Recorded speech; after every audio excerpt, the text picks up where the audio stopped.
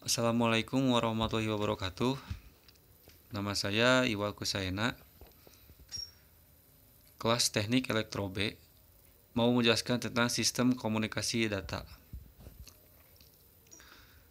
Sistem komunikasi data itu mempunyai model komunikasi data, yaitu sumber, transmitter, sistem transmisi, receiver, dan tujuan. Bentuk sinyal pada step diagram. Sumber menghasilkan sumber digital menuju transmitter yang menghasilkan sinyal analog. Dari sumber ke transmitter terjadi perubahan sinyal digital ke sinyal analog, karena pada saat pengiriman sinyal digital harus diubah ke sinyal analog. Maka dari itu, sinyal di transmitter menuju ke sistem transmisi, keadaan sinyal masih dalam analog. Dari transmisi sinyal ke receiver, sinyal berubah menjadi digital. Lalu dari receiver ke tujuan. Jadi maksud di sini itu dari sumber. Si sumber itu menghasilkan sinyal analog. Dari analog dia ke sistem transmisi, masih dalam ke analog, lalu berubah ke sistem digital pada saat dari receiver ke tujuan. Model jaringan data terdiri dari 3 komponen, yaitu transmitter, transport mekanisme, receiver. Transmitter yang menghasilkan sinyal digital, transport mekanisme mengirim sinyal analog, receiver yang menerima sinyal dalam bentuk sinyal digital. Kemudian node jaringan. Dalam komunikasi data, node jaringan dapat berupa sebuah peralatan komunikasi data DCA seperti modem, hub, bridge, atau peralatan terminal data seperti handset, digital telepon, printer, atau komputer host, router, workstation, atau server. Jika yang dimaksud adalah internet, banyak node jaringan fisik komputer host dan dikenal dengan node internet diidentifikasi oleh alamat IP dan semua host jaringan fisik. Node adalah titik dalam konteks jaringan. Node adalah anggota jaringan yang dapat menerima data atau menghasilkan data. Ada pula node yang dapat menghasilkan sekaligus menerima data. Klasifikasi node antara lain terminal, host, multiplexers, switch lokal, switch tandem, gateway.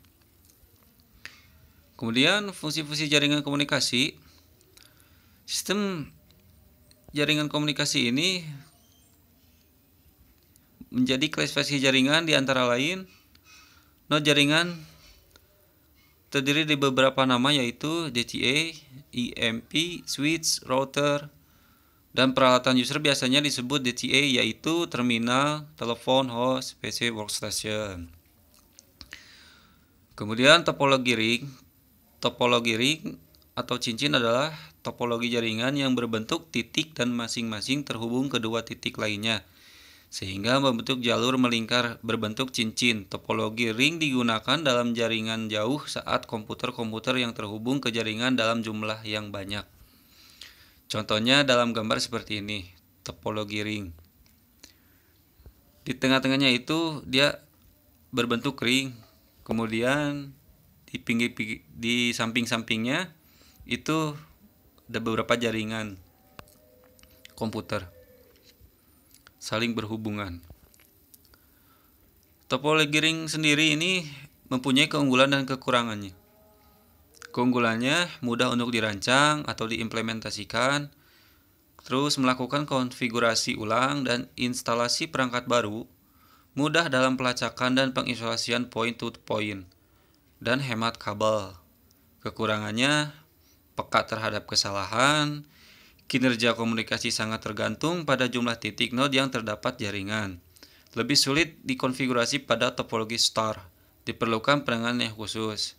Jadi di sini keuntungannya itu dalam segi biaya tidak memerlukan kabel yang begitu banyak. Cuman kekurangannya ini dalam penanganannya ini harus mempunyai penanganan yang khusus. Kemudian topologi bus. Topologi bus mempunyai keunggulan sama dan kekurangannya juga. Keunggulannya itu hemat kabel, biaya lebih murah. Kekurangannya, user akan sedikit sulit dalam mendeteksi permasalahan pada perangkat komputer.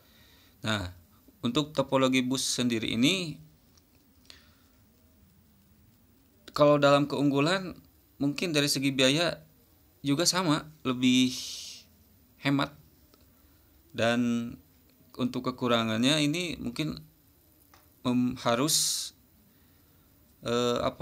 harus banyak waktu dalam mendeteksi permasalahan pada setiap perangkat komputer. Kemudian topologi star. Topologi star mempunyai keunggulan juga dan kekurangan. Keunggulannya kabel tersendiri untuk setiap workstation. Kekurangannya pemakaian kabel akan lebih banyak. Topologi star, kabel tersendiri untuk setiap workstation ini keunggulannya itu jadi dia mempunyai kabel tunggal untuk pengoperasiannya. Dalam kekurangannya harus lebih banyak kabel dan juga biaya.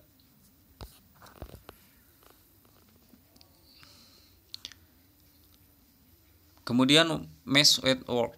Topologi jaringan mesh atau jala adalah suatu topologi jaringan di mana setiap perangkat komputer saling terhubung secara langsung. Topologi mesh biasanya digunakan untuk route yang banyak dengan menggunakan kabel tunggal sehingga proses pengiriman data menjadi lebih cepat tanpa melalui hub atau switch. Nah, di sini biasanya mesh itu paling mudah ya, paling tanpa harus melalui hub dulu atau switch. Klasifikasi jaringan berdasarkan geografis. Jaringan wilayah lokal atau local area network LAN. Jaringan ini merupakan jaringan komputer yang dimiliki secara pribadi. Jaringan ini umumnya digunakan untuk cakupan sebuah gedung atau yang berjarak hingga 1-10 km. LAN banyak digunakan dalam menyambungkan beberapa personel komputer, PC, dan workstation stasiun kerja pada satu kantor maupun pabrik untuk menggunakan sumber daya secara bersamaan dan saling bertukar data. Misalnya untuk berbagi sambung ke printer dan scanner dari beberapa komputer ataupun berbagai jaringan internet. Untuk LAN ini sendiri biasa kita gunakan dalam sehari-hari di dalam pekerjaan. Yang kedua, jaringan wilayah metropolitan atau Metropolitan Area Network (MEN).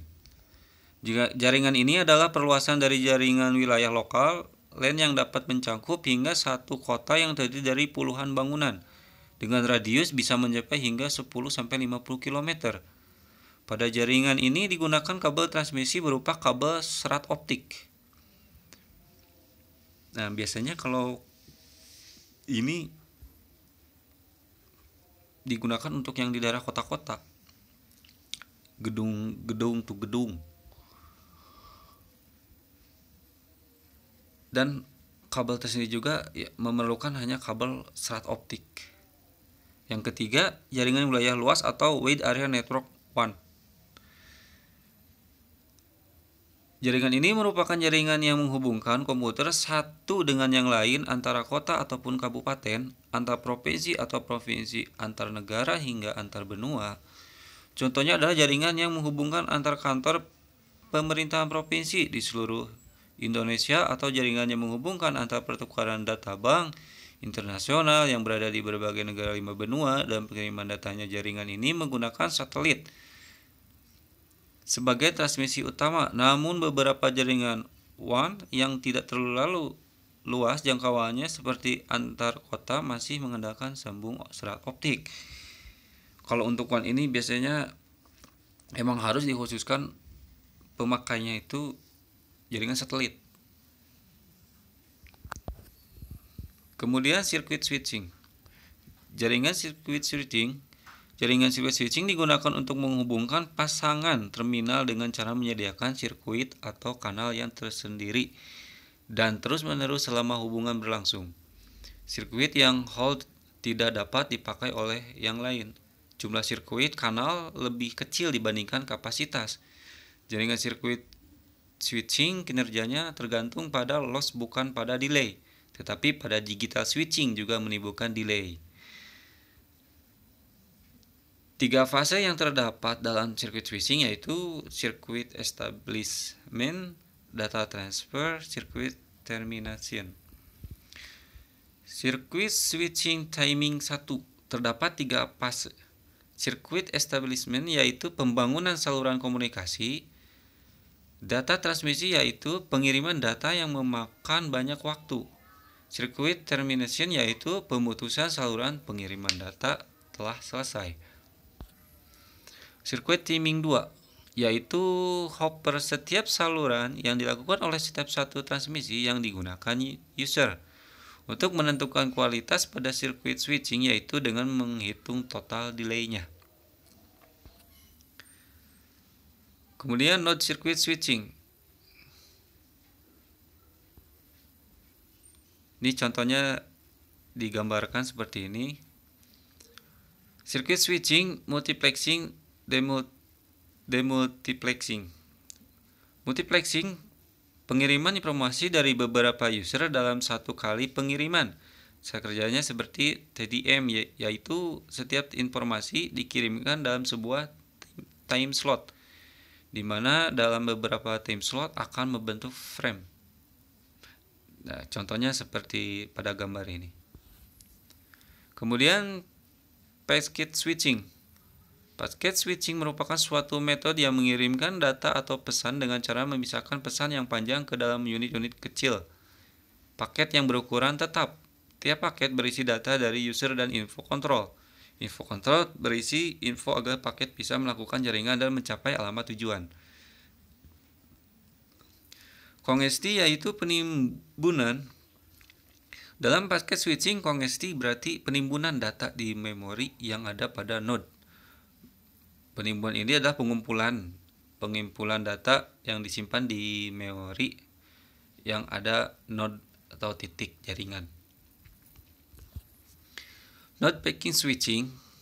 Pada paket switching terdapat memori di node-nya yang berfungsi untuk menyimpan informasi dikarenakan informasinya banyak dibandingkan dengan sirkuit switching. Datanya berupa bit stream. Node berfungsi sebagai switching dan memori. Lalu paket switching, multiplexing, demultiplexing. Data dari sembarangan percakapan dapat ditransmisikan di mana saja. Kedua satu percakapan dapat menggunakan keseluruhan kapasitas link. Untuk memberitahu mereka saling terpisah, maka menggunakan metadata. Contohnya seperti ini.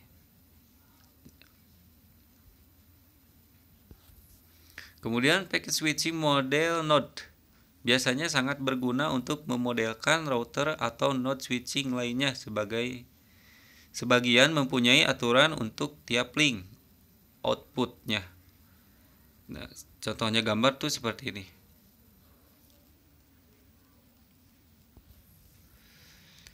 Paket switching formula di mana L jumlah pelanggan rata-rata dalam antrian, alpha rata rate kedatangan pelanggan dalam pelanggan atau per detik, W waktu rata-rata saat pelanggan menunggu dalam antrian. Paket switching timing pertama itu seperti ini. Ada host 1, node 1, node 2, dan host 2. Transmission time of packet 1 at host 1. Propagation delay. Jadi mempunyai delay. Host 1 dan node 1. Lalu processing. Terdapat delay juga. Paket 1 dan node 2.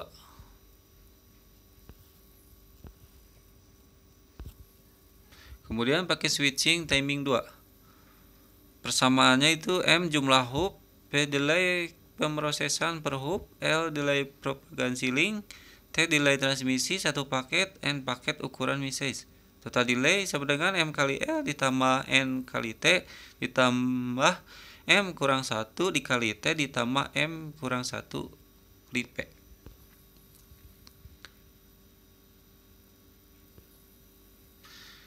Virtual Circuit Packet Switching, gabungan dari sirkuit switching dan paket switching, jaminan dalam urutan pengiriman paket-paket dari VC yang berbeda. Dapat saling disiapkan salah satunya. Contoh dari virtual circuit packet switching yaitu X kali 25. X25 adalah sebuah protokol standar ITU T untuk koneksi wide area network pada jaringan packet switch. Saat ini X25 banyak digunakan dalam proses transaksi kartu kredit dan mesin ATM. Biasanya kalau untuk ini kita biasa digunakan kalau dalam setiap kajian melewati ATM. Biasanya para pabrik-pabrik mengirimkan jumlah uang itu ke dalam kartu ATM. Virtual Circuit Packet Switching atau PAS terdapat 3 PAS: pembangunan VC, transfer data, penutupan VC. Hampir sama dengan circuit switching dan packet switching karena gabungan dari keduanya. Virtual Circuit Packet Switching timing 1. Dalam gambar seperti ini.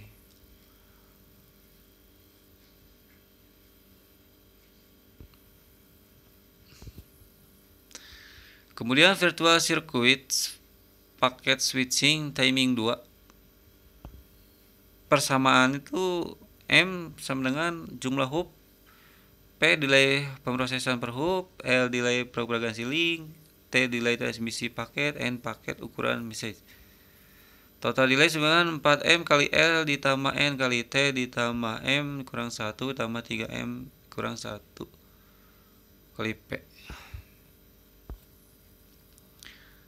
Lalu circuit switching vs packet switching.